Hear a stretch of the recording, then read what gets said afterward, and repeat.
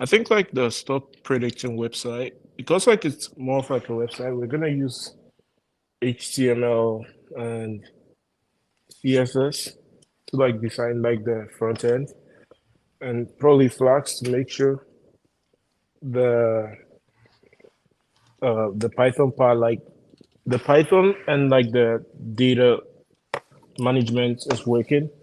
So more like, so the Flask is gonna help it, and like maybe APIs which will communicate both like from the stock market and like from news, which will like also make users decide maybe the kind of stocks they want to buy or like the kind of stocks they want to sell at the moment. So that's like just a brief like information about it. Yes, great.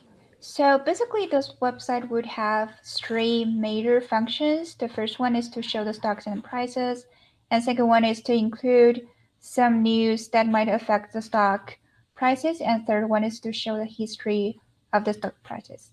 Is that correct? Yeah. Yeah. Yeah.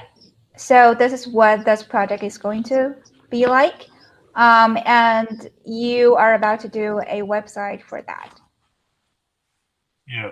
This chemistry game, and I believe we have the project manager in this meeting right now, right? Is it Yeah, I? Is it IU. I? Oh, IU. Okay. So would you mind Hi. to share your thoughts or? Yeah, actually, this is my initial thought. Okay. Yeah, the final thought, I may need to like talk to the teammate and them to like make it better. But like my major actually is chemistry and computer science and math. So I want to like how to combine the like the interdisciplinary, and then to how to improve the chemist like the students who interested in chemistry, and how to apply the knowledge uh like into the real world problems. So this is my goal, but I'm not sure it's too like my project is too large. I try to make the video game, but I don't think we can make it. I'm not sure. I need to talk to the teammate first, I think. Sure. Yeah, exactly. But That's totally fine. Yep. yeah, but Go my ahead. initial thought it's like I want to do the like the like the video game, and then to um like mock the experiment, like experiment like the lab, right? Like Mhm. um what happened, and then like the safety protocol, how to use it, and then if there's some like mistake happen, and like accident happens, how to fix it, and then it will pop up like, oh, this is not right, you have to choose the other way, something like that. Yeah, this is my initial thought, but yeah, I may change like to do some modification on that though after we discussion with the teammate. Yeah, sure. So as a summary, this project aims to do like virtual chemistry experiment. And actually she like IU, is that, am I pronouncing it correct? Yeah, Yeah, then yeah. yeah, So I and you, yeah. okay, yeah. So she decides to include something like the players could choose chemicals, and then the experiments would also involve some safety manners or something. So I think that would be a really cool project, but she is also open to other opinions from the teammates. And yeah, I think the final project would be pretty excited. And the third one is the language learning website. And I believe Anne is in this meeting, right? Hi, yeah, I'm here. Yeah. Hello. So do you want to present by yourself or? Yeah, sure. Okay, sure. Yeah, so basically, it's labeled as a language learning website, but kind of what I'm thinking about for this to be is more of a language immersion website.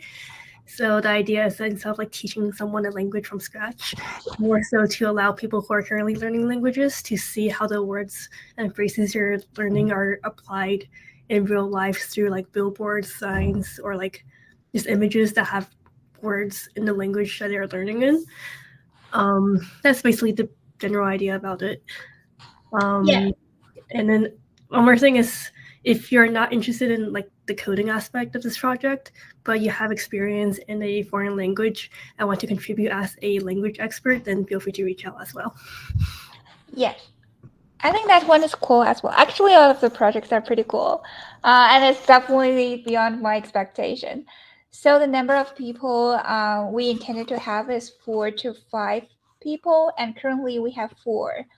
And as mentioned earlier, so just as a brief summary, this website aims to give an immersive environment for the language learning.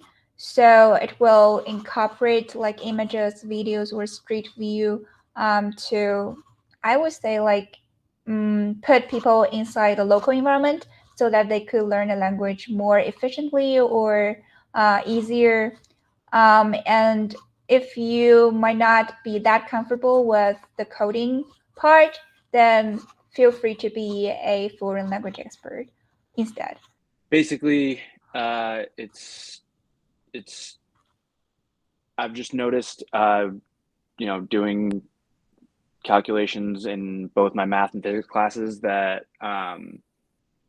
it would be convenient if I could enter like certain numbers into some kind of app and it would tell me.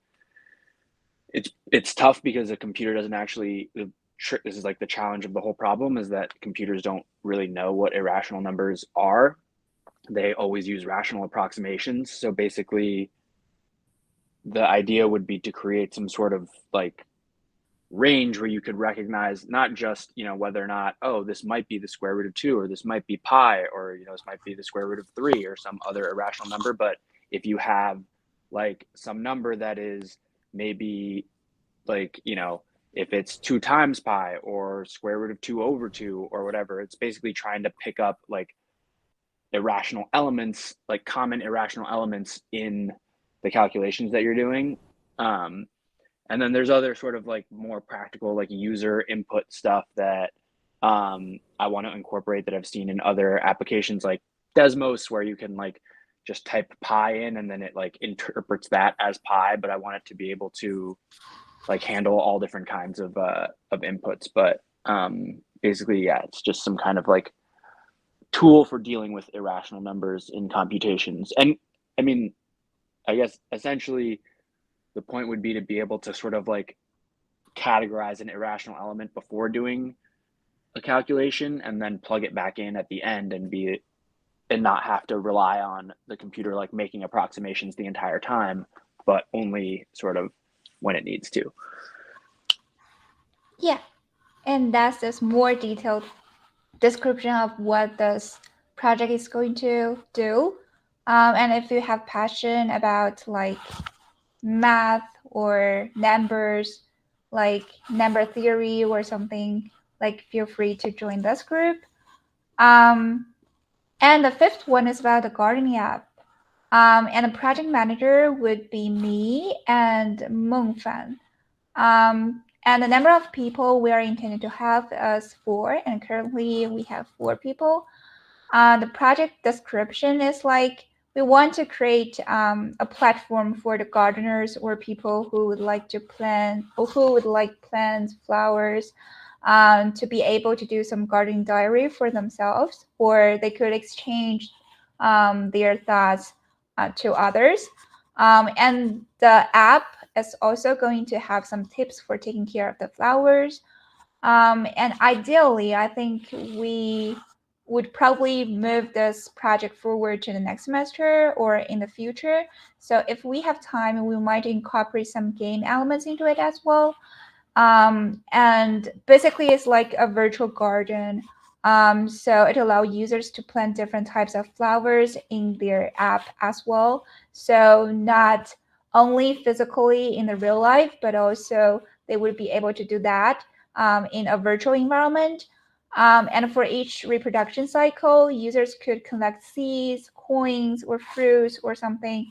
And after they collected this, they could decide to sell it, or they could decide to update their gardens. And the gardens is including the buildings, fields, their houses, or etc. So that's a brief overview of what this app is going to be like. And yes, I've also sent the group information earlier today. Would you mind to talk about this? Sure. So actually, this project was kind of inspired by the problem that Professor Deere mentioned in class, the prime number factorization thing. And I have kind of a rough idea how we could formulate it as a search problem and like kind of try to solve it using machine learning. I'm also open for more ideas and like we can find, because I haven't spoken to the team members yet, so I don't know, like I was initially thought that they already have an idea, so I just, when I realized they don't have an idea, I just kind of came up with this. But there's also this website called Kaggle that has different like competition and stuff we can try instead if that's not interesting for people. And yeah, that's it. Yeah, thank you. So basically, they try to do the prime number factorization using machine learning techniques, and the major database they would use is probably the Kaggle website. But they are open to other thoughts about the machine learning as well. Is that correct? Yeah, something like, yeah, basically, yeah. Okay, that's great. And that's all of our 6 projects that we are going to do for this semester. And here's a little bit like announcement. So as I mentioned earlier, you might be able to change your projects before midnight this Sunday, which is tomorrow. If you want to do so, please send me an email at this one at yl5574@columbia.edu. And by the way, we will share the slides to you right after this meeting. So don't worry if you cannot remember my email. But a final note is that the changes might not be granted if your current project will not have minimum members after the change. So for example, like for the group, like maybe the machine learning group, they currently have 4 people. So if you decide to switch to another project or something, then they might not have the minimum requirements. So that change might not be granted. And the second scenario would be like, for example, the gardening app. We are at the full capacity right now. So if you want to switch to this project, then maybe you need to connect other members to see whether we could handle this. But we will try our best to make such a change available. So just feel free to send me an email or a message on the Google chat. And I guess that's probably the end of my little talk. So I will wrap up this session. So wish you all the best for your semester, and thanks again for your interest in joining us. Hope you enjoy the projects. I think all of the projects would be pretty cool, and I can't wait to see all of your progress. And again, stay warm and stay safe during this snowy season. So thank you so much. Bye.